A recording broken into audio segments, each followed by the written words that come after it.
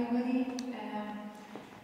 We shall start today's conference with Burt Hopkins, an American philosopher and associate member of the University Lille, permanent faculty member of the Summer School of Phenomenology and Phenomenological Philosophy, permanent secretary of the Master Circle, and Professor Hopkins was visiting professor in many universities all over the world, so China, France, Israel, Czech Republic, and more, so please welcome.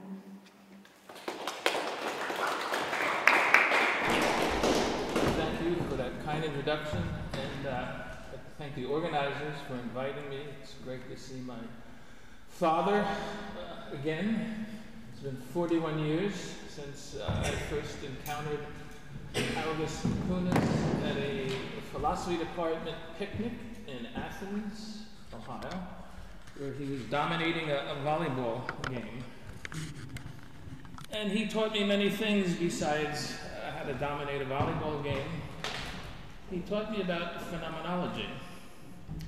He taught me about attending to the way things appear. And the key, in my view, to interpreting Platonic dialogue is to attend to the way the images make the originals appear. Plato wrote in dramatic dialogues, as we know, never spoke in his own voice. And for me, one of the keys to what appears in any Platonic dialogue, but especially the Symposium, is attending to the peculiar status of arithmos, of number. Aristotle reported that Plato distinguished between three kinds of numbers. Sensible numbers, so for instance, the number of bottles of water here are 2. Mathematical or theoretical numbers, what allows us to count these 2 items or any 2 items, are not sensible beings but intelligible beings, monads, of which there's an unlimited field, of which in theoretical mathematics, when we pronounce the number, it always tells us the determined amount of these items. And then eidetic numbers. And of course this eidetic number thing's a bit controversial because we only know directly about it from Aristotle's account of the unwritten doctrine, or the unwritten teachings, or the so-called unwritten teachings in Plato. And Aristotle's account was pretty much a polemic, a critique of how utterly nonsensical it is to attribute a mathematical numerical status to an eidos, a relation of eidae. And of course, Aristotle was perfectly right, namely that it makes no sense to attribute mathematical structure of number to eidetic structure of relations between ideas or eidae, or even the very structure of an eidos. But that wasn't Plato's point. And we learned at Plato's point if we read very carefully what Aristotle said in his critique. Whereas in the case of the unity, the peculiar unity of a number, and numbers here now we're talking about are pre-modern numbers, so they have nothing to do with a numeral, and they have nothing to do with the equivalence relation between sets. They have everything to do with a non-conceptual being, a being whose structure is always more than one, a multiplicity, a being whose structure is always the determinate amount of that multiplicity. And in the case of a mathematical number, the numbers used in counting with the theoretical science of arithmetic, what is counted, what is unified by the number is homogeneous. We only care about the things we count insofar as they're one. So any number is the exact amount, in this pre-modern Greek context, the exact amount of a determinate amount of items that are considered only so far as they're a unit. Aristotle reports that Plato's account and the Platonist account of eidetic numbers have the same unitary structure as a mathematical number, but their units are incomparable.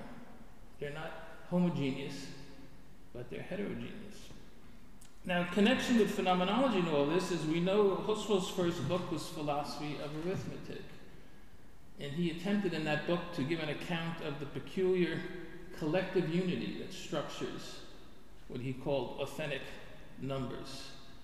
And that peculiar unity that structures authentic numbers, collective unity, Husserl unwittingly rediscovered the pre-modern, which is to say, the Greek understanding of number, not as a concept, but as the unity of a multitude of beings. And Husserl was pretty much broken by the fact that he could not account for the peculiar, what he called collective unity that structures any number. So we say these two things here are two. The two is something we cannot predicate of either of these items individually, because each of these items is one. The two is predicated collectively of them. And Husserl, in his first work following his teacher Brentano, attempted to account for that unity by appealing to the act of combining things. And as he later said, he realized at a certain point that all one can get from a philosophical analysis or a reflection on the act of combining things is the concept of the act of combination, never the concept of the unity of what is combined. And he reports in his letters that he went into deep depression, and the only way he could get out of that depression was to found, by his own account, first time in history of the human race, individually a new science, the science of phenomenology. And it's sort of ironical, if you follow the development of Husserl's thought, that in founding this science, to overcome the psychologism of his first work, attempting to account for the objective unity of number on the basis of the subjective act of collecting or counting things, he never got around to solving that problem of collective unity. And it's perhaps not an accident, because there's something mysterious about it. There's something mysterious about how we can have a unity that cannot be reduced to or predicated of the things that are unified. So it's in that sense I talk about in the title of my paper, the arithmos, the number of Eros. So in Plato's Symposium, Socrates' habit of sometimes standing motionless for hours, wherever he happens to be, while immersed in some thought, is reported, first by Aristodemus and then by Alcibiades, or so Apollodorus' second-hand account of the banquet that brought together Agathon, Socrates, and Alcibiades relates. What Socrates was thinking about on either of these occasions, related in the Symposium, is as unknown as the circumstances surrounding his synnoesis, his immersion in thinking, while he stood for hours, are known. In the first instance, he is on the way to a banquet, where he could be certain that the twice-born god of wine, divine madness, and drama, Dionysus, would be present. In the second, he's involved in a military campaign, where, among other things, with his body's ability to endure, both his body's ability to endure hardship and his soul's bravery in battle were being put to the test. In both cases, Socrates' reported deeds following his motionlessness set him apart from his fellow men.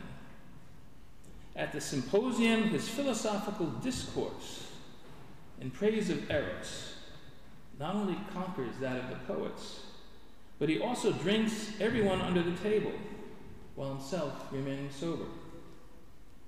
In the military campaign, he not only endures the hardship of war, better than anyone else in the whole Greek army, but also his heroic bravery in battle exceeds that of the army's general. Can it be an accident that the highlight of the dramatically portrayed events occurring between these two reports of Socrates' sometimes habit concern a deed more heroic than even his uncommon bravery when facing death in battle? The deed, namely, of his logos rendering motionless Dionysus' constant companion Eros, by articulating the truth of Eros' origin, nature, and the gift Eros gives to the philosophical initiate into his truth. I don't think so.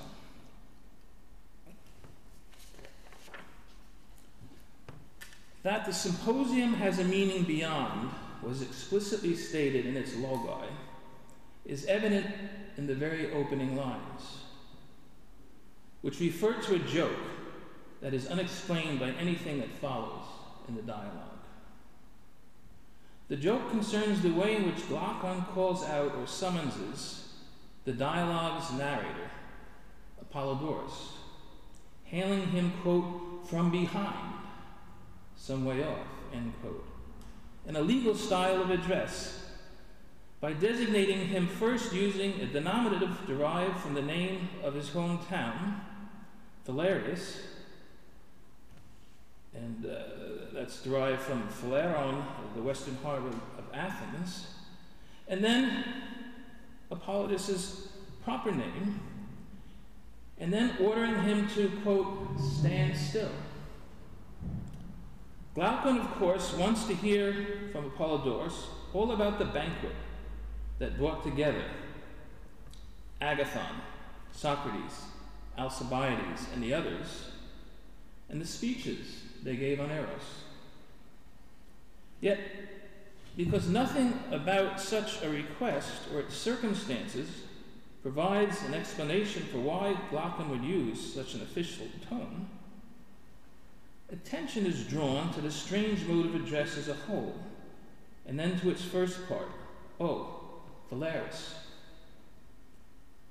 The name of the place where Apollodorus, the Phalarian, is from, Phaleron, is derived from Phaleros, which becomes Phaleros, meaning, quote, having a patch of white. Thus there is Phalerus, a bird. In Latin, we call the coot, the Felica atra in Latin, with a bald white head. Moreover, there's the verb phalario, meaning to be patched with white, as in waves crested in white foam. And finally, there's phallos, meaning white. But what's the joke?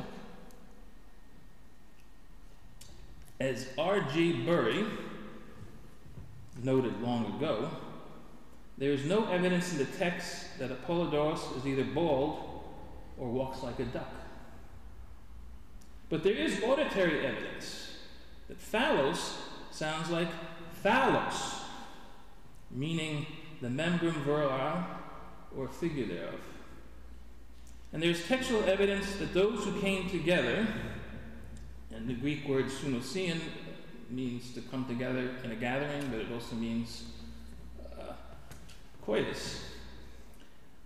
There's also evidence that those who came together at the banquet were engaged not just in social, but also sexual intercourse. Moreover, the latter, in the case at hand, pederasty, would have had to occur of necessity from behind. That is, from the perspective mentioned in the text, for no apparent reason that Glaucon first caught sight of Apollodorus. There is, moreover, visual evidence that the bald white head of the coot, attached to its long neck, has enough resemblance to a phallos to look like one, once the auditory opposition between phallos and phallos is made. Hence the first part of the joke, which is not only vulgar, but obviously intended to be so. Hey, Gans penis, or more contemporarily, hey, dickhead, being the mode of address that Glaucon used to Apollodorus. Is it little wonder then that Apollodorus treats Glaucon rudely after being addressed thus, the reason for which is otherwise difficult to discern in terms of what is explicit in the text. But there is also a second part to the joke, the official sounding order or command to stand still. What could be humorous about that? Apparently nothing vulgar if, like the joke's first part, the object of the command is understood to be Apollodorus' membrum virum. But what if instead of remaining at the level of vulgar humor, something more serious than the vulgar humor's reference is searched for? A serious approach to this referent would not only take it to be the membrum virum, but its figure, the emblem of the phallic god Dionysus. The question then would become, what joke could there be in ordering Dionysus himself to stand still? Because in itself there's nothing playful or humorous in this command, the jest here must involve a proleptic reference to Dionysus being, in some sense, commanded to stand still later in the dialogue. Could the prolepsis be Agathon's announcement that Dionysus would be the judge of his and Socrates' wisdom, which contains the first reference to Dionysus in the dialogue? This is unlikely, given the absence of a connection, obvious or otherwise, between judging wisdom and standing still, not to mention the apparent lack of humor in Dionysus assuming the role of a judge. What about the physician's, Eryximachus's, prescription that Dionysus' gift to be consumed in moderation during the Symposium, which does indeed making Dionysus, in a sense, stand still? But is there really any humor in recommending to a group of men, either hungover or still drunk from the previous night's bout of drinking, that they go easy the second night and drink only as little or as much as they please? Not really. Any humor in commanding Dionysus to stand still, it seems, must be sought elsewhere, in something other than the dialogue's poetical and medical references to the god. The most likely candidate for such a reference would be in the veiled reference to Dionysus at the high point of the speeches Apollodorus is about to recite, namely in Socrates' philosophical account of Eros, which claims to articulate Socrates' knowledge of Eros' origin, nature, and true gift to mankind. Socrates makes it explicit that, in contrast to the previous speeches on Eros, his will be based in an erotic knowledge whose source is his logos. Of course, most would agree that the claim to possess logical knowledge of love, whether it is made in ancient Greece or anywhere else in the contemporary world, is pretty funny.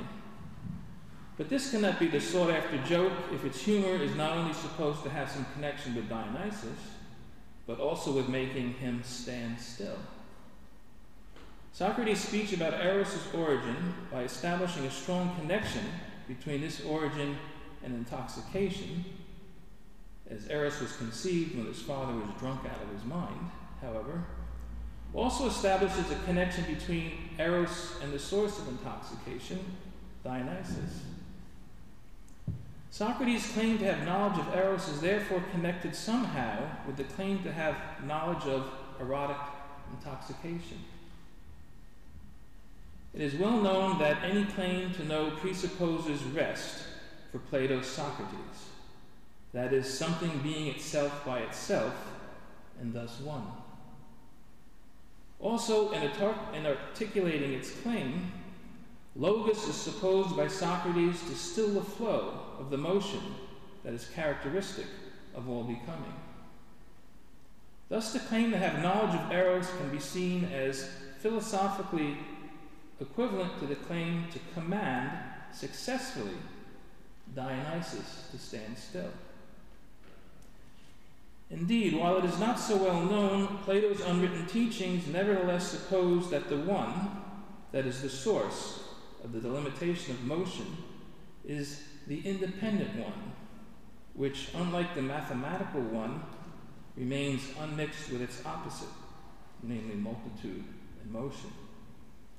Hence, the content of the second part of the joke at the beginning of the Symposium can be seen as a reference to a connection between Socrates' claim to know, and therefore to speak the truth about Eros, and his putative ability to command or otherwise make Eros's ecstatic madness stand still by delimiting it with the independent one, that is, with the idea of the good.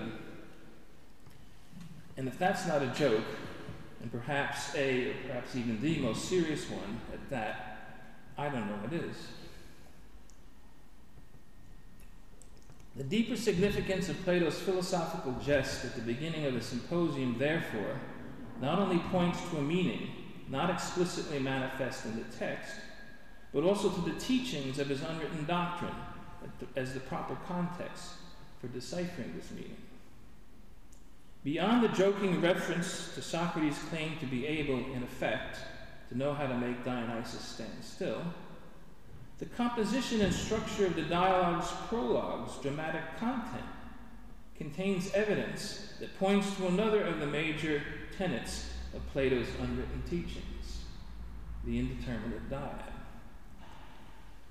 Apollodorus relates the story of the banquet on Eros to unnamed companions, all of whom except one remained shrouded in silence. The contents of what he relates to this indeterminate multitude are well rehearsed, as it is the second time in 2 days that he has related them.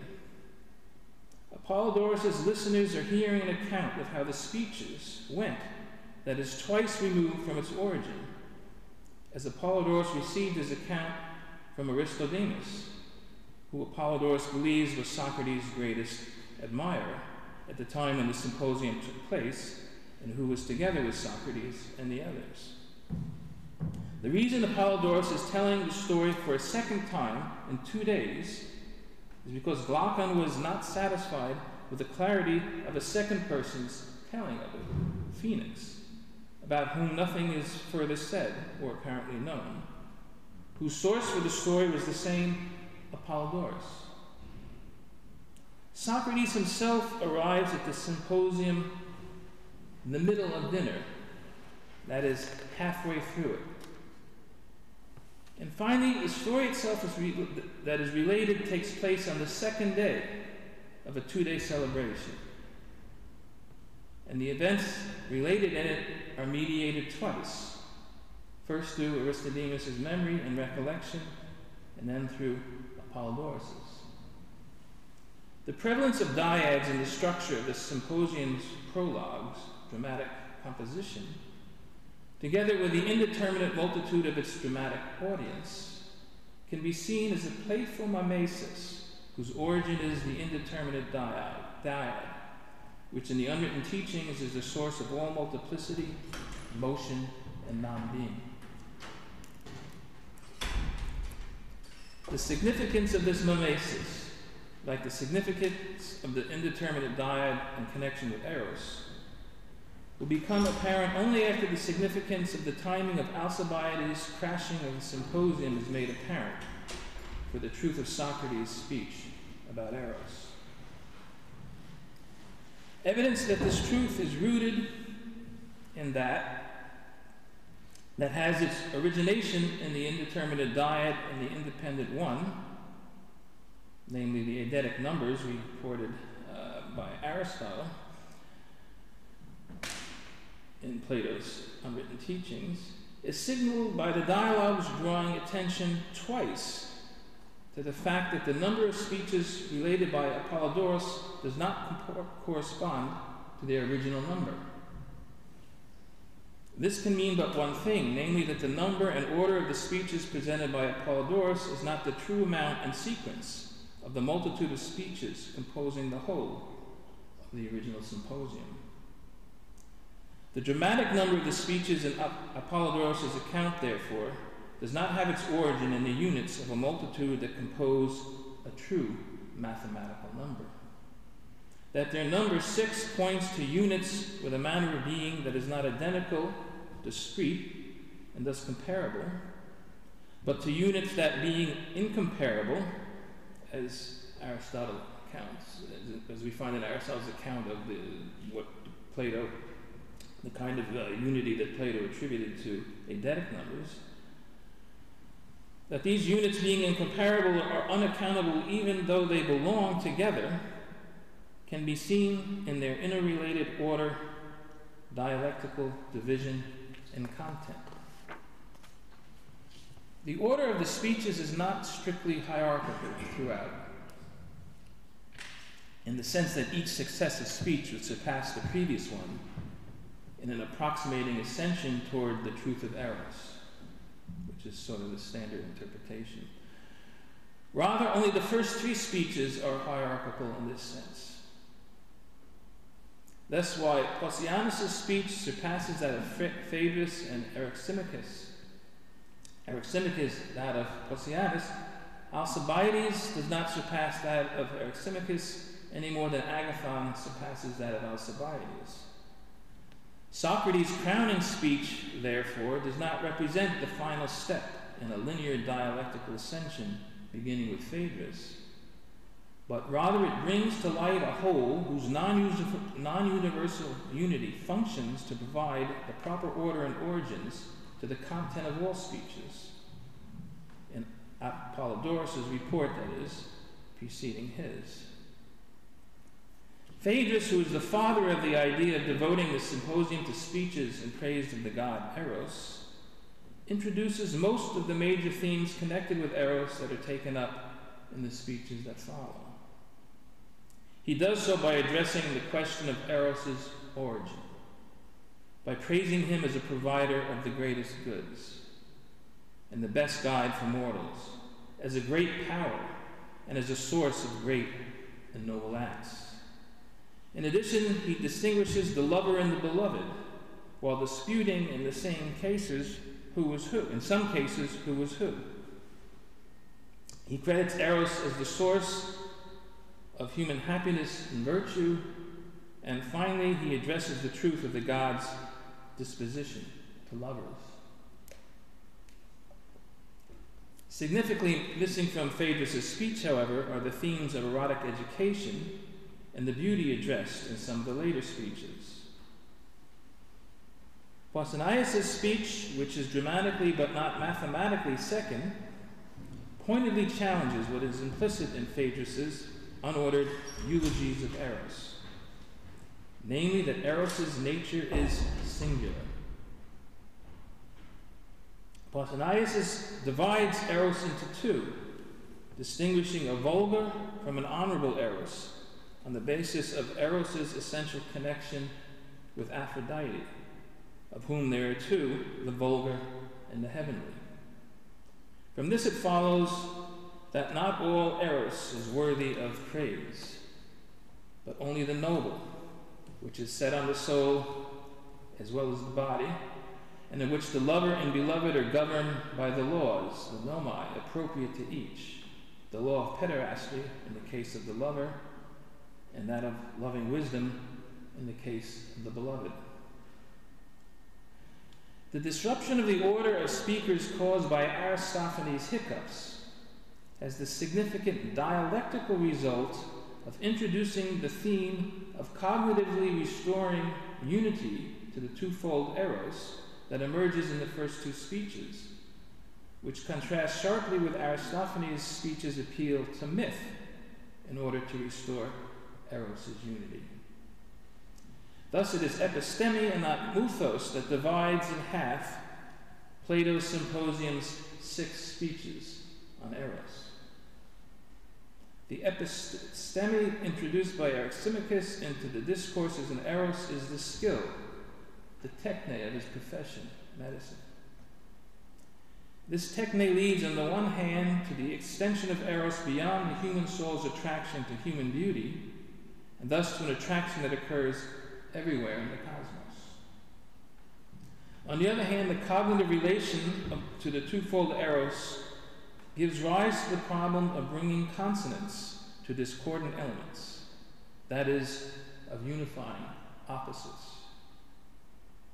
Eryximachus, however, uncomprehendingly quotes Heraclitus' words about the one that unifies opposites by being in agreement while at variance with itself, rejecting outright the possibility of a harmony or agreement among opposite things so long as the opposition among them remains. And despite claiming that the master physician's art of medicine is able to distinguish the noble and the vulgar Eros, and is able to replace one with the other, his speech provides neither instruction on how this erotic distinction is cognized, nor explanation of how the previous discordance of the twofold Eros is to be brought into agreement. His appeal to medicine as a techne, an episteme, that is guided by Eros, while being at the same time able to restore erotic harmony by bringing, like music, previously discordant things into harmony, therefore lacks specifics. Eryximachus' speech ends with the recognition that it may have omitted a great deal in its praise of Eros. And indeed it has. Following his universalizing of Eros, beauty no longer figures in Eros' account. And the comparison of the physician's restoration of erotic harmony to that of a musician's limits the intelligibility of erotic tension to its analogy with discordant bodily motions. Nevertheless, Eryximachus' conclusion that he's addressed Eros' whole power is not entirely untrue, if this whole is limited to the realm of becoming. The next three speeches make scant explicit reference to the first three, and when they do, what they refer to is unsubstantial. Moreover, the third of these next three speeches, like that of the first three, also introduces episteme, although episteme rooted in the intelligible realm, into the discourse of Eros, in the manner that seeks to unify the basic suppositions of the preceding two speeches. The first three speeches therefore compose a whole that, notwithstanding any relation it may have to the second three speeches, is nevertheless clearly distinguished in both content and structure from the dialectical whole composed by the second triad of speeches. Aristophanes' mythological account of the nature and origin of erotic longing for unity introduces two divisions into the account of Eros. One by assigning the origin of the unity that is the goal of erotic longing to a mythological past, the ability of Eros to articulate cognitively Eros' unity is ruled out. Two, by understanding Eros' twofoldness in terms of halves of a divided whole, each of which is a symbolon, a symbol, which the Greeks were broken token. So you take something whole and break it, and they call that a symbol. And the idea is you could come together and you could only bring them, you had to have the right other half to restore the unity. So Aristophanes, understanding Eros' twofoldness in terms of a symbol, the nature of Eros becomes identified with that of the lover, as each erotic half is defined by the desire for its beloved. Agathon's account of Eros' nature also introduces two new divisions. First, Eros is separated from all ugliness, which eliminates the vulgar from his nature. His nature, however, remains twofold, according to Agathon, only now it is calibrated in terms of a non-oppositional division, as he is said to be the most beautiful and the best. Thus, Plato presents Socrates' speech as entirely unoriginal cannot be an accident. No dramatic effort is made to conceal its origin in a mimesis, first of the results of Diotima's instruction, and next, an mimesis of this instruction itself. Socrates' own logos about Eros, and therefore the basis of his, quote, claim to understand nothing other than matters of Eros, end quote, is not really his own, then, but that of another's, namely his priestly guide and erotic manners. His speech relates how the Mantinean woman's tuition led him to the knowledge of Eros as a demonic mixture of opposites that are incapable of ever being brought into concordance. The Eros made manifest in Socrates' Logos is therefore an impossible being, according to Eryximachus' medical standard of knowledge. Lacking beauty, he is not something good, and therefore only incorrectly identified with the beloved, a mistake made by both the young Socrates and Agathon. Lacking unity, Eros nevertheless is not searching for any missing half or whole, unless either happens to be good for its own sake. Thus, true Eros is not the lover of Aristophanes, whose speech makes no mention of the good at all. Being between ugliness and beauty, Eros is akin to true opinion, which only is by reason of non-being, as it is neither ignorance nor knowledge.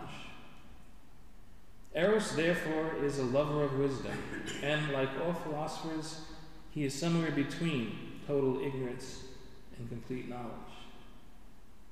Socrates' non-original logos of the final and highest truth of Eros' non-being points to the lover and the beloved, both together in their opposition, becoming inseparable in one soul. However, not every soul has the potency to unite Eros in this way, but only the soul that has been initiated into the true nature of beauty and the true belonging to the origin of the finest offspring of Eros' common desire to conceive and give birth in beauty. The initiation into both the truth of beauty and the origin of Eros' finest offspring is rooted in knowledge. First episteme, then mathematica, of Eros' origin, nature, and gift to humans. The theogonic story of Eros' origin and seduction, divine madness, and the celebration of the birth of beauty, of course, does not constitute, properly speaking, this knowledge.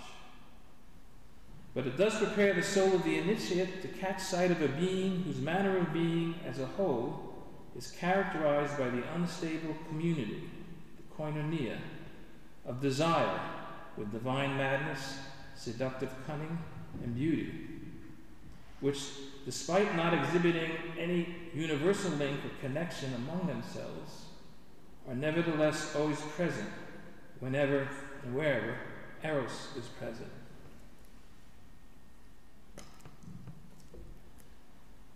The Eutima divides her initiation into a preparatory and final teaching about the mystery of Eros. The preparatory initiation concerns the Eros common to all humans, and it is guided by a knowledge that orders the suppositions behind Eros' common recognition, a recognition that defines all the speeches preceding Socrates. And it does so by dividing and gathering them together in a series of pairs. Eros is accordingly divided into lover and beloved, while the lover's desire for immortality and happiness is divided in turn into the desire for beauty and the desire to conceive and beget in pure beauty. Likewise, the beautiful beloved of this divided desire is divided into beautiful bodies and beautiful souls. So too are Eros' offspring divided into physical and immortal children. Finally, the phronesis, the wisdom, and the arete, the excellence that are begotten in the souls of created poets and craftsmen, are divided between ordering their souls and that ordering households and cities. The divided knowledge of the common Eros is asymmetrical, however, because both halves of the pairs are not recognized as equal. The lover is more divine than the beloved. The desire to conceive and beget in pure beauty is more lovely than the desire for beautiful things. The beauty of the beloved soul is greater than that of the beloved body. The immortality of the spiritual children is greater than that of the physical children. And the greatest part of phronesis, of wisdom, is not the part that orders the souls that conceive and beget in synosia, and education, that is in coitus and education, but that part that provides the order to households and cities. The Atima's preparatory instruction of Socrates is itself divided by her question to him about the cause of Eros, which she, quote, one day, end quote, asked him about. Her natural explanation to Socrates of this cause fits neither with her account of the common Eros that comes before it, nor with what follows it, which she calls her perfectly sophistical account of the irrationality of lovers that she says is rooted in Eros's and desire's natural cause. The cause in question, that is the natural cause of Eros, is the impermanence of Genesis, which governs both the properties of the body and the possessions of the soul, including knowledge, such that each is both always coming into being and passing away. What appears as the same in the body or soul is actually a semblance of the original, which keeps on being itself by continuous regeneration. Only in this way and in no other can the mortal partake in immortality, which eliminates the Atima's wonder about why all animals, and not just humans, are, quote, sick, end quote, with desire, both for intercourse and to provide and care for their offspring, as they all have an Eros for immortality. Socrates' wonder about the truth of Eros, however, is not eliminated by this account. No doubt because it does not address beauty at all in relation to Eros's cause, and therefore removes the relation to the beautiful from Eros and desire. Presumably, too, the perfect sophistry of the account that follows is connected with the deficiency in relation to beauty, because Eros is restricted in this account to the desire for beautiful bodies. Socrates' preparatory initiation comes to an end with Diotima's announcement that while, quote, even he could probably be initiated into the erotic matters discussed thus far, she has doubt whether he is ready for the initiation into the final and highest mystery, to which the instruction thus far has been merely en route. The path to this mystery involves two ascensions. The first ascension charts the path from beautiful bodies to the Eros of beauty itself, while the second points the way beyond even the, quote, single knowledge of the everlasting being of beauty's one form to the beautiful itself as a learning matter that leads to the divine vision of the, quote, beautiful through that which makes it beautiful, end quote. The high point of the first ascension is only reached after the lover comes to value the beauty of souls over that of bodies, while that of the second is achieved when the lover finds it only worthwhile to live his life begetting and rearing the true arete, the true excellence of virtue, born from being in touch with true beauty's source. The advance to valuing the beauty of souls over that of the bodies requires that the lover is properly guided from the love of one to two beautiful bodies, and from the beautiful logoi engendered therein to the love of all beautiful bodies born in the recognition of their common beauty, a recognition that slackens the lover's Eros for just one beautiful body. The ascension of psychic beauty that follows this yields the lover's finding satisfaction and edifying converse with the beloved, notwithstanding the beloved's body's lack of beauty. And it leads eventually to his vision of the kinship of beauty and the deeds and nomoi, the deeds and laws engendered by beautiful souls. And with this, the lover's vision alights beauty itself, which is, quote, nearby his final goal. The lover's achievement of this goal is not only said by the attainment to engender true arete, true excellence, namely the source of phronesis of wisdom and its greatest part, the ordering, the proper ordering in households and cities, but also to win for the lover the love of the gods, and therefore for him, above all men, whatever share in immortality is possible for a mortal. The soul of such a lover, it must be stressed, in becoming the beloved of the gods, therefore succeeds in bringing together in one soul the lover and beloved. Apollodorus reports that Socrates concluded his speech by telling, quote, Phaedrus and you others, end quote, that Diotima persuaded him of this, and that all of the company except Aristophanes applauded Socrates. And as the latter, that is Aristophanes, was beginning to respond to Socrates' speech's criticism of his own, Socrates' drunken beloved, Alcibiades, enters.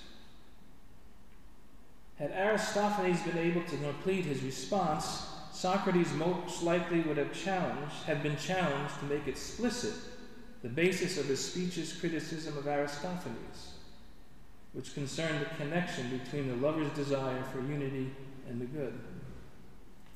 But instead of a discussion of this, there is a final speech by Alcibiades, not about Eros' truth, but about the truth of Socrates' Eros. The salient revelation of this truth, that is the truth of Socrates' Eros, are two. One, in praxis, Socrates did not yield to the seductions of Athens' greatest seducer and vulgar lover, Alcibiades. And two, Socrates, despite the ugliness of his body, is the beloved not only of the gods, but of mortals too, despite his being, perhaps because of his being, the greatest lover of both.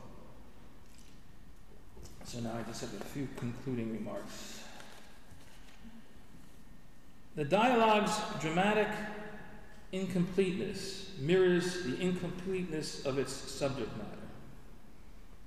The true goal of Eros, the good, or the independent one, is never explicitly discussed in its relation to beauty.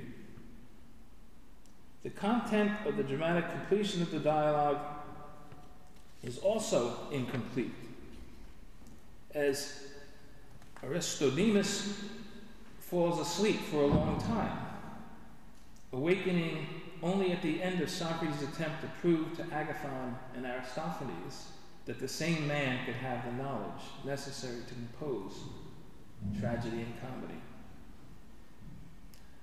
By way of a conclusion, I propose the following suppositions in relation to the incompletion of Plato's dialogue, the Symposium. 1. That Eros is not a single subject. That is, one thing underlying a multiplicity of states, affections, or qualities that can be truthfully said about him. Eros is rather manifest in terms of five discernible masks, whose supposition mirrors, in a distorted way, the five greatest kinds articulated in Plato's Sophist. The first three of these masks, divine madness, seductive cunning, and beauty, therefore reflect being, motion, and rest, the first three of the five greatest kinds articulated in the Sophists, which means that the community of these masks mirrors the community of kinds composing an eidetic number. That is, if you read the Sophist with Aristotle's account of the unwritten doctrine as guiding clue, you can see in a veiled way, I would argue, following the work of the Lithuanian-American philosopher Jacob Klein, you can see that the arithmological structure of the Ede is presented when the stranger, the philosophical figure, the stranger, and the mathematician Phaedrus dialectically investigate the five greatest kinds. Because in that dialogue it is shown that being is not some third thing apart from the kinds motion and rest, but precisely these kinds both together. And so too, I'm claiming, Eros' divine madness is not some third thing apart from seductive cunning and beauty, but precisely these latter two masks both together. Eros' impossible being therefore mirrors the arithmos structure of an eidetic number. Likewise, the final two of these masks, the lover and beloved, reflect respectively in a distorted way the same in the other, or the genos of the same in the other that is disclosed in the Symposium as the roots of being and motion. This also means that the roots of the lover and the beloved are found in the sources of the same and the other, the respectively independent one, that is the idea of the good, and the indeterminate one. Two, my second supposition is that the vulgar and serious levels of the joke at the dialogue's beginning reflect, also in a distorted way, the truth of Socrates' Eros made manifest in the dialogue. This truth is not rooted in the distinction between two determinate kinds of Eros, the vulgar and the heavenly, but rather it is rooted in the recognition of the indeterminate twofoldness of Eros' being. So if you try to understand the twofoldness of Eros' being to have the structure of a mathematical number, you would have to understand each of these aspects as homogeneous, because the way a number unifies the objects that it determines is it supposes that they are homogeneous. They have the same genos, considered only with respect to their unity. But this is precisely what can't be done when considering the twofoldness of Eros. They need to consider that the two parts that compose its whole are homogeneous. From this recognition follows the necessity of ever renewing the exemplary lovers, that is, Socrates' knowledge of Eros, which, like all the soul's possessions, is impermanent. This knowledge is the source of the soul's potency, both to recognize in Eros' vulgarity, signaled in the first part of the joke, the initial appearance of Eros' true goal, the incomparable unity of the idea of the good that is the true source of all beauty, that is the source of sensible, psychic, and intelligible beauty, and to employ the more fully disclosed truth of this goal as the guide, indicated in the joke's second part, of the soul's erotic desire to conceive and beget in beauty. And my third supposition is that when we subtract from our knowledge the suppositions that underlie the modern conceptions and experiences of ourselves, and add to it those of Plato's unwritten teachings, we are led to see that the Platonic Eros is neither a singular passion with a representative mode of being that lends itself to the possession of an ego, nor an affection that originates in the body. Not being the former, Eros is beyond the ambit, let alone the intervention of cognitive judgment. Not being the latter, Eros' origin lies beyond the world of sensible bodies and mortals' discovery of their causal laws. While knowledge of Eros is possible, this knowledge, like Eros itself, is subject to the endless cycle of coming into being and passing out of being that defines the semblance of even the most immortal of human life. Thank you for your attention.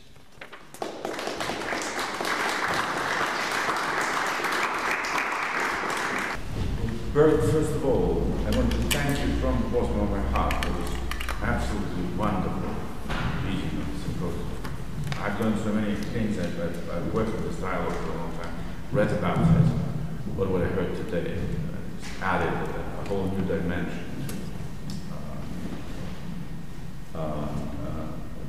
to my understanding of it, and I look forward to reading your piece when it appears in print and more of your work to understand it.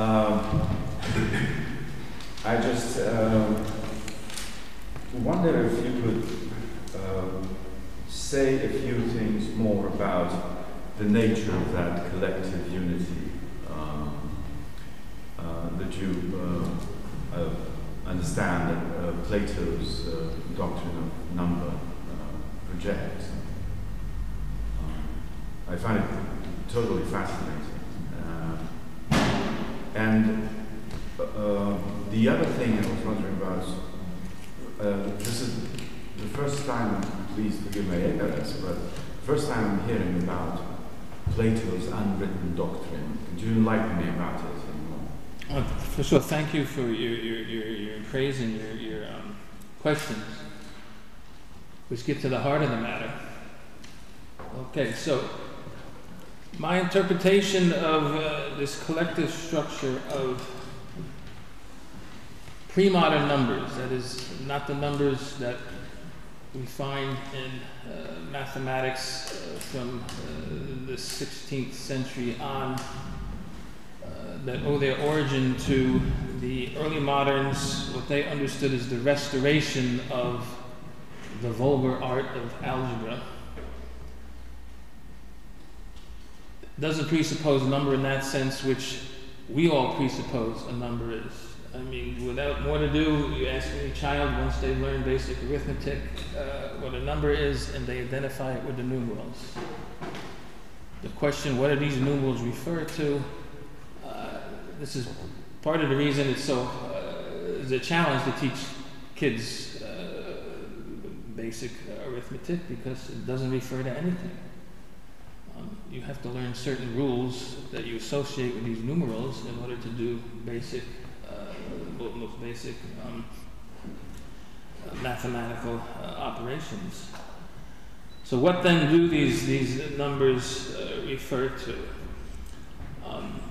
Jacob Klein, who was born in Kurland, current-day Latvia, 1899, who studied with Heidegger in Marburg, or attended his lectures, who married Edmund Husserl's second son's ex-wife, and therefore was an intimate of the Husserl family, wrote in and Husserl actually is the source of Husserl's idea of Galileo's mathematizing nature that Husserl writes about in his crisis text. Klein's good friend was Alexander Poiré. Poiré was a sponge who took ideas from other people. Then next thing you know, he's writing them as his own ideas. And when he visited Husserl in the 30s, he told him what he was working on, namely his studies of Galileo, the source of which the ideas came from this guy, Klein. So Klein was not only Latvian, he was also Jewish, and so he published these two long articles in which he reconstructed, before the Tübingen School, an aspect of the unwritten teachings, namely the structure of eidetic numbers. And the key to that is realizing that arithmos and number, not just in ancient Greek mathematics, but in mathematics up until the 16th century, and even beyond, even Kant is still understanding the concept of the number as a unity of a multitude of units, is to understand that this understanding of number is not conceptual. It's something other than concept, namely something quite primitive and quite mysterious when you think about it. The fact that many things, not the concept of many things, but many things, a multitude, can also be treated as one. as a unity. And as I mentioned briefly, Husserl stumbled upon this problem in his Philosophy of Arithmetic, and he called it the problem of the collective unity of a multitude. And Husserl was well aware that if we consistently investigate the being of this unity, we have to understand, first of all, the first number to be 2. 1 is not a number. And we also have to try and give an account of how it is that a multitude of things can be united in a way that the very unity cannot be predicated of the things that are unified. And again, the most basic number 2, each of the things unified in the number 2 are not 2, they're 1. So you can't predicate the unity of them, of the items that the number unifies. This for Klein then became the key to understanding Aristotle's otherwise unintelligible report that for Plato and the Platonists, the eidae were in some sense numbers.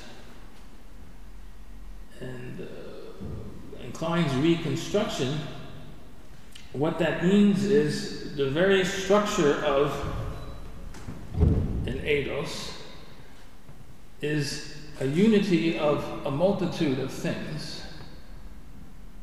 and that unity cannot be predicated, just in the case of numbers, of the things that are unified. And so in that sense it has this collective or arithmological structure. But the reason you can't identify the eidae with mathematical numbers is because the units that are unified by an eidos, by a community of eidae, are not homogeneous. And in Klein's reconstruction, the paradigmatic first eidetic number is being, where being is a genos that somehow unifies rest and motion. 1 and 2. And rest, and so the genos being in Klein's reconstruction would be the eidetic number 2. Now, when the Logos wants to count rest, motion, and being, or more precisely, the gene of rest, motion, and being, it has to use mathematical numbers, and the mathematical numbers want to understand each of the things counted as a homogeneous unity. But this is precisely not what the units of genos being, namely genos of rest and motion, are. They're not homogeneous, they're heterogeneous. In fact, they're the most opposite of all things. And in the dialogue, the sophist, the stranger says to the mathematician, when you count the gene being, rest, and motion, you want to say, the mathematician wants to say that being is a third thing, separate from rest and motion. But then the stranger says, this is the most impossible thing of all, right? That being could be something other than rest and motion, both together. Being can't be rest, because if you predicate being of rest, one of the two eidae that are unified by the genos of being, then everything would be at rest. If you predicate being of motion, it would be the same thing. Everything would be moving. So it's only both together that being unifies or appears as rest and motion.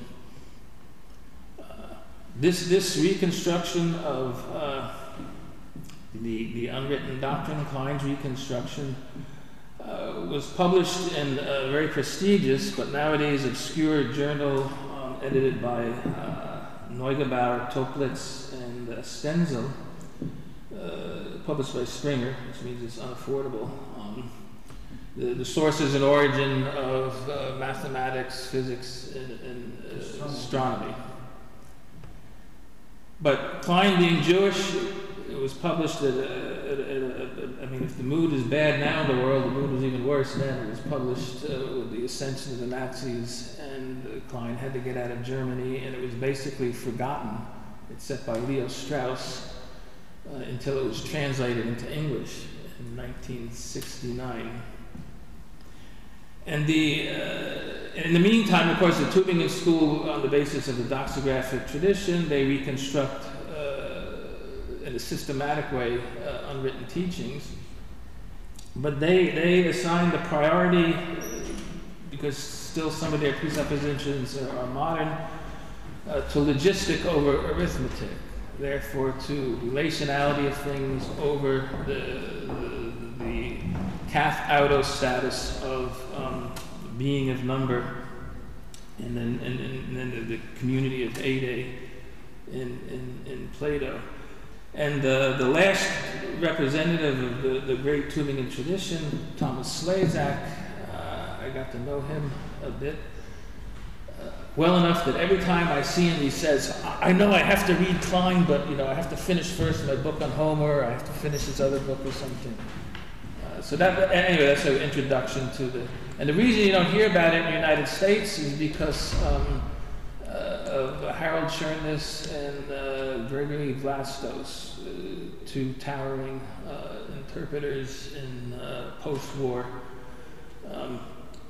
ancient Greek philosophy, both of whom, Chernus was a smart guy, but he tried to argue that Aristotle's critique of Plato was based on the total misunderstanding of Plato, and Vlastos would have, was analytic philosopher and found the very notion of ancient mathematics, let alone the idea that we could use textual hermeneutics to find present in Plato's text something that's not explicitly, that can't be explicitly reduced to a formalized structure or an argument incomprehensible. And then, of course, they influenced the whole Anglo-American interpretation of Plato. They're at the source to this day.